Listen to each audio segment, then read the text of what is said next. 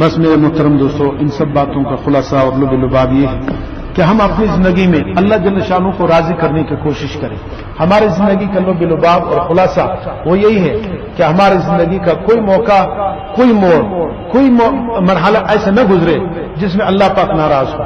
اور سب سے اہم بات اس وقت پوری امت کو سب سے زیادہ جو کیا مسئلہ پیش ہے کہ ہمارے اور اللہ کے درمیان میں کہ ہم مسلمان ہونے کے باوجود روزہ بھی رکھتے ہیں، نماز بھی پڑھتے ہیں، سب کچھ کرتے ہیں، لیکن گناہوں سے بچنے کا کوئی اہتمام نہیں، کوئی آواز نہیں لگائی جاتی ہے کہ تقویٰ کس کا نام ہے اور گناہوں سے بچنے کا.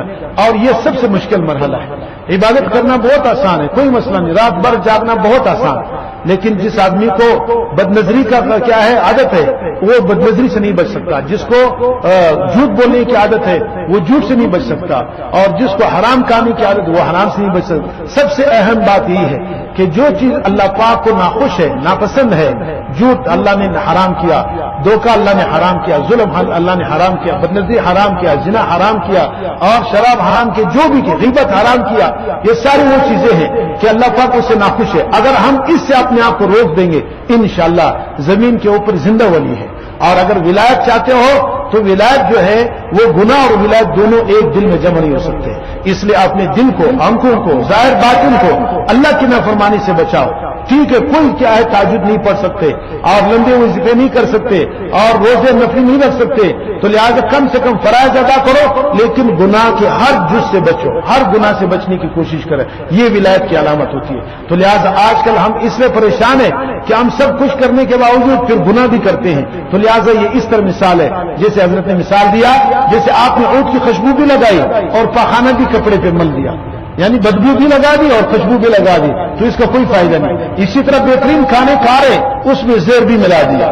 تو لہٰذا یہ عبادتیں بہت اچھی بات ہے، ذکر اچھی بات ہے، تہجد اچھی بات ہے، لیکن ساتھ ساتھ بدنظری کر رہے ہیں یہ زہر ملا رہے ہیں، ساتھ ساتھ غیبت کر رہے ہیں تو یہ زہر مل رہا ہے، اور جھوٹ بولے تو زہر، جو بھی گناہ کرتے ہیں. تو لہذا ہم نے اپنی اچھی عبادتوں کے ساتھ زہر، گناہ کا زہر بھی ملا دیا، اس لیے ہماری عبادتوں میں جان نہیں رہے گا اور ہماری دعاؤں میں کوئی کیا طاقت نہیں رہتا ہمارے ذکر میں. تو لہذا اگر ان سے فائدہ اٹھاتے ہو تو اس کا واحد علاج یہی ہے میرا عزیز دوستو کہ گناہوں سے بچنے کی کوشش کر.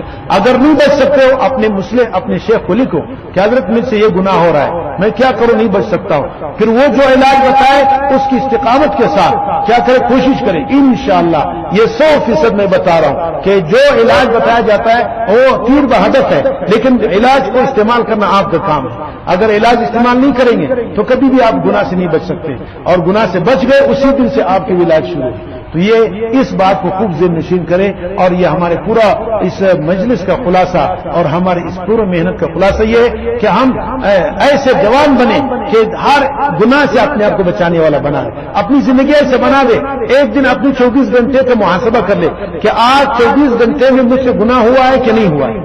اگر آپ محاسبہ کریں گے 10 منٹ میں تو پہلے دن آپ کو گناہ بہت زیادہ نظر آئیں گے، اور پھر آپ کو ایک حرص لگے گا، یار آج میں نے پورے 24 گھنٹے میں میرے 100 تو گناہ ہیں، 10 نیکیاں ہیں. تو آپ کو حرص لگے گا یہ میں نے کیا آخرت کو تباہ کر دیا. دوسرے دن پھر محاسبہ کرو گے انشاءاللہ وہ جو گناہوں والا فہرست ہے وہ کم ہوتا جائے گا، نیکیوں والا بڑھتا جائے گا.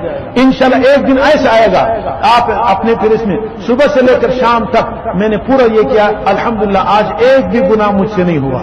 آپ کا دل اتنا خوش ہو جائے گا، اور یہی چیز کو آگے مستقل کرنا ہے کہ ایک بھی گناہ مجھ سے نہ ہو جائے. اس کے محاسبے کی کوشش کریں. انشاءاللہ جب یہ زندگی ہمارے آپ کی نصیب ہو گئی کہ روزانہ ہم سے ایک بھی گناہ نہیں ہوا، پھر جب آئندہ کبھی خدا نہ خاصا کوئی گناہ ہو جاتا ہے آپ یقین کریں آپ کو اتنا محسوس ہوگا جیسے پہاڑ آپ کے اوپر گرا ہے. یہ تو ابھی ہم گناہوں میں لت پت ہیں، بڑا سے بڑا گناہ کریں ہمیں پتہ نہیں چلتا ہے، لیکن جب گناہوں سے آپ صاف ہو جائیں گے، دل اتنا پاکیزہ اور شفاف ہو جائے گا، اتنا لطیف ہو جائے گا کہ پھر معمولی گناہ کرنے پر آپ تھام جائیں گے یہ میں نے کیا فوراً توبہ کریں گے. تو وہ ایسی بہترین زندگی ہوگی، اس زندگی کی خوشی انشاءاللہ آپ ایسے کہ آپ کا وجدان محسوس کرے گا. یہ نہ کوئی بیان کر سکتا ہے نہ کوئی مثال دے سکتا ہے. جب گناہوں سے پاکیزہ زندگی گزاریں گے اس زندگی کو اللہ نے فرمایا میں بہترین زندگی دوں گا. تو اس زندگی کے لیے ہماری یہ ساری محنت ہے. اس لیے میرے پیارو ہمارے آپ کی زندگی गुनाहों से पाकीज़ा जिंदगी हो और अल्लाह की ताअत की जिंदगी हो।